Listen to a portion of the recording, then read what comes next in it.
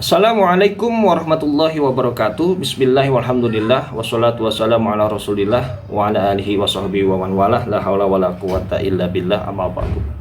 Kaum muslimin yang dirahmati Allah Subhanahu wa taala.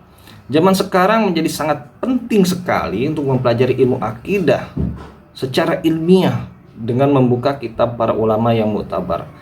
Karena pada zaman sekarang beredar dakwah dai-dai Wahabi yang menyebarkan paham mujassimah yang berbeda dengan pemahaman para ulama Ahlus Sunnah wal Jamaah di dalam memahami ayat-ayat sifat atau hadis-hadis sifat, di mana sudah dijelaskan berulang kali bahwasanya para ulama Ahlus Sunnah wal Jamaah itu menempuh dua metode, yaitu metode takwil dan metode tafwid makna.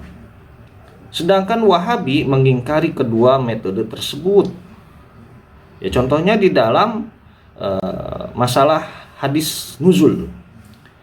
Hadis nuzul ini redaksinya jika diterjemahkan, bunyinya Allah turun ke langit dunia pada sepertiga malam terakhir. Dan Wahabi ini menolak mentakwil dan juga mentafwid makna. Jadi mereka memahami sesuai makna di dalam bahasa dari kata turun. Di antara syubhat mereka, kata mereka kalau Allah turun di sepertiga malam yang terakhir, berarti Allah senantiasa apa? Turun. Karena setiap saat sepertiga malam terakhir berpindah-pindah dari satu tempat ke tempat yang lain. Ini dalil yang paling logis menurut logika mereka. Bahwasanya kalau kita mengatakan Allah turun di sepertiga malam yang terakhir, berarti setiap saat Allah turun. Karena sepertiga terakhir selalu berpindah-pindah dari satu tempat ke tempat yang lainnya. Bagaimana bantahannya? Kita bilang itu berarti Anda menyamakan Allah dengan makhluknya. Kita tidak tahu zat Allah. Kita tidak tahu langit seperti apa. Kita tidak tahu bagaimana cara turun Allah Subhanahu wa taala. Allah mengumpulkan dimensi mudah bagi Allah Subhanahu wa taala.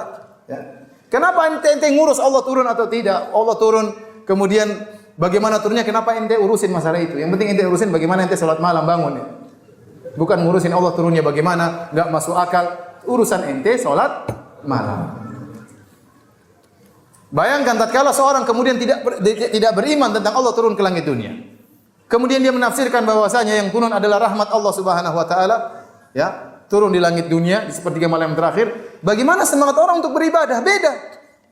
Beda tatkala dia tahu bahwasanya Tuhannya sedang turun ke langit dunia mencari dia. Maka dia semangat untuk salat malam. Yang turun cuma rahmat. Itu pun gantung di langit, enggak turun kepada saya. Rahmat Allah cuma turun sampai di sepertiga malam. Terus buat apa cuma gantung di langit, tidak sampai kepada kita. Ini menjadikan orang akhirnya kurang mengagungkan Allah Subhanahu wa taala. Dan yang sangat memprihatinkan, Wahabi ini mengklaim akidahnya sesuai dengan akidah salaf. Jadi mereka menyangka bahwasanya yang mereka yakini itu sama dengan yang diyakini oleh para ulama salaf Ahlus Sunnah wal Jamaah. Dan itu bisa kita buktikan bahwasanya tidak benar. Contohnya di dalam masalah takwil terhadap hadis nuzul, faktanya ada ulama salaf yang mentakwil, yaitu Imam Ibnu Qutaibah rahimahullahu ta'ala. Dan kita bisa melihat biografinya di dalam Wikipedia. Nah, di dalam Wikipedia di sini ada biografi singkat dari Imam Ibnu Qutaibah, dengan nama Abu Muhammad Abdullah bin Muslim bin Qutaibah Al-Maruzi Ad-Dinawari. Lahirnya 213 Hijriah dan wafatnya di bulan Rajab 276 Hijriah. Jadi jelas ini termasuk generasi salaf karena lahir di tahun 213 Hijriah dan wafat di tahun 276 Hijriah. Artinya masih termasuk ke dalam kurun ketiga, abad ketiga dari kurun yang dinyatakan oleh Rasulullah SAW sebagai generasi terbaik. Nah, di sini sebenarnya hanya biografi yang singkat aja. Yang lengkapnya banyak ditulis oleh para ulama di dalam kitab-kitab Tobaqat Ulama Tapi kan orang awam tidak mungkin membaca kitab Tobaqat Ulama tentang biografi para ulama karena ditulis dengan bahasa Arab dan tanpa harokat Jadi untuk orang awam untuk mengetahui biografi singkat Ibnu Qutaibah bisa melihat Wikipedia. Karena Imam Ibnu Qutaibah ini ya ulama yang terkenal sepanjang zamannya, ulama Ahlus Sunnah wal Jamaah. Nah, Ibnu Qutaibah ini memiliki satu kitab yang diberi nama Kitab Ta'wilu Mukhtalifil Hadis ya. Di dalam kitab ini beliau menjelaskan terkait makna nuzul, dan penjelasannya tersebut ditulis di dalam halaman 397. Nah, nanti kita akan baca ya penjelasan dari Imam Ibnu Qutaibah terkait makna dari kata nuzul di dalam hadis nuzul ya. Dan tulisan di dalam kitab sudah saya ketik ulang di sini. Kemudian saya tuliskan juga terjemahannya, tujuannya supaya orang awam ya, yang mengkaji ilmu akidah di dalam konten saya bisa dengan mudah membaca teks kitab dan mengetahui terjemahannya.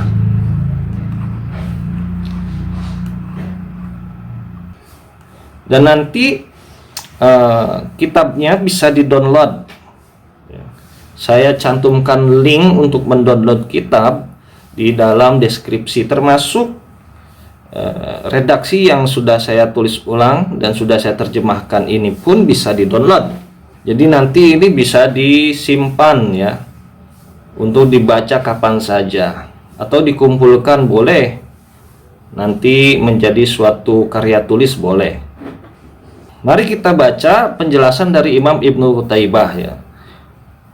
Imam Ibnu Qutaibah berkata, wa nuzulu minna yakunu bimakna yaini. Nuzul dari sisi kita terjadi dengan dua makna. Ahaduhuma, pertama, al-intiqalu an makanin ila makanin, kanuzulika mina jabali ilal hadidi wa mina sathi ilad dari. Ya, makna pertama yaitu berpindah dari satu tempat ke tempat lain, seperti turunnya seseorang dari gunung ke lembah atau dari atap ke dalam rumahnya. Ini jelas ya. Wal makna akharu, dan makna yang lain, maksudnya makna yang kedua, iqbaluka ala syai'i bil iradati wa niyati, menghadap ya, atau memberi perhatian ya.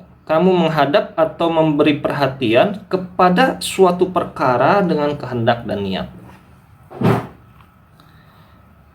Wa kadzalika al-hubutu wal irtiqa'u wal bulugu wal masiru wa ashbahu hadza minal kalami. Demikian pula kata-kata seperti turun, naik, sampai, menuju dan semisalnya. Jadi al-hubut ini sebenarnya sinonim dari nuzul, yaitu turun. Wa mithalu dzalika an yas'alaka sa'ilun an mahalli qaumin minan a'rabi wa huwa la yuridul masyira ilaihim. Contoh hal itu adalah ketika seseorang bertanya kepadamu tentang tempat tinggal suatu kaum Arab Badui, sementara ia tidak bermaksud pergi kepada mereka. Fataqulu lahu idza sirta ila jabali kadza fanzil minhu wa khudh yaminan. Lalu engkau berkata kepadanya, jika engkau sampai ke gunung ini, maka turunlah darinya lalu ambillah ke kanan. Wa idza sirta ila wadi kadza fahbit fihi tsumma khudh shimalan. Dan jika engkau sampai ke lembah itu, maka turunlah ke dalamnya lalu ambillah ke kiri. Wa idza sirta ila ardi kadza fa'tali hadbatan hunaka hatta tusyrifa alaihi. Dan jika engkau sampai ke wilayah ini, maka naiklah bukit di sana hingga engkau dapat melihat mereka. Wa anta la turidu fi syai'in mimma taquluhu if'alhu bi badanika innama turidu if'alhu bi niyatika wa qasdika. Engkau tidak menghendaki perbuatan fisik dengan badan, tetapi maksudnya adalah perbuatan dengan niat dan tujuan. Waqad yaqulul qailu balagta ilal ahrari tashtumuhum.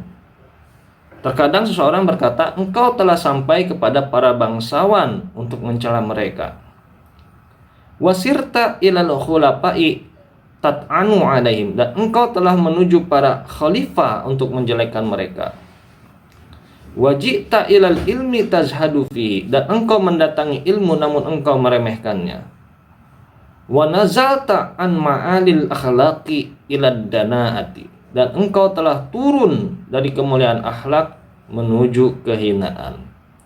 Walaysa yuradu fi syai'in min hadza intiqalul jismi, tidak ada satupun dari ungkapan tersebut yang dimaksudkan perpindahan tubuh atau fisik, ya. Jadi kata turun di dalam kalimat-kalimat yang tadi sudah disebutkan atau di dalam ungkapan-ungkapan yang tadi disebutkan itu tidak bermaksud berpindah secara fisik gitu. Itu artinya ya, kata-kata di dalam ungkapan tersebut bukan dengan makna hakiki tetapi dengan makna kiasan atau disebutnya takwil. Wa inna ma yuradu bihil qasdu ila syai'i. Wa inna ma yuradu bihi al qasdu ila syai'i bil iradati wal azbi wan niyati. Tetapi yang dimaksud adalah menuju suatu perkara dengan kehendak, tekad dan niat, ya. Sumber kitab Ta'wil Mukhtalifil Hadis halaman 397 karya Imam Ibnu Qutaibah, wafat tahun 276 Hijriah. Sampai di sini menjadi jelas faktanya ada ulama salaf ahlus sunnah yang menempuh metode takwil di dalam hadis sifat. Jadi ini membantah pendapat Wahabi yang mengatakan tidak ada ulama salaf ahlus sunnah yang mentakwil. Nah, ini semakin menegaskan kebenaran penjelasan para ulama ahlus sunnah wal jamaah bahwasanya metode para ulama ahlus sunnah wal jamaah di dalam hadis nuzul atau di dalam ayat-ayat sifat yang lain atau hadis sifat yang lain menempuh dua metode, yaitu metode takwil dan metode tafwid makna. Di mana metode tafwid makna ini adalah metode yang ditempuh mayoritas ulama salaf. Sedangkan metode takwil adalah metode yang ditempuh mayoritas para ulama khalaf. Dan ada sebagian kecil dari ulama salaf yang melakukan takwil juga. Jadi tidak masalah apabila memilih salah satunya karena itu masalah ijtihadiyah. Yang terpenting tidak meyakini makna hakikat dari kata turun sebagaimana yang diyakini Wahabi, karena itu merupakan sifat jisim. Maha suci Allah dari sifat jisim. Allahu a'lam bissawab. Wassalamualaikum warahmatullahi wabarakatuh.